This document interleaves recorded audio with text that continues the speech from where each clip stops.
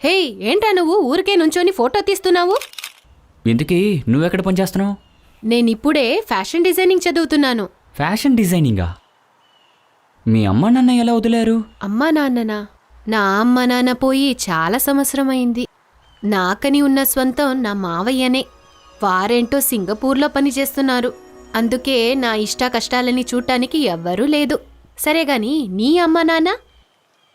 నా చిన్నప్పుడే నా తల్లిదండ్రులు ఒక కార్ యాక్సిడెంట్లో చనిపోయారు. నాకు ఊహ తెలిసినప్పటి నుండి ఒంటరిగానే ఉంటున్నాను. Hey, sorry Shiva, take it easy. చూసావుగా, నీకు ఎవరు లేరు, నాకు ఎవరు లేరు. మాట్లాడుకుంటా ఇక్కడే అడవి మనుషుల్లా ఉండిపోదామా? అయ్యా, నీ ఆలోచనలు చూడు.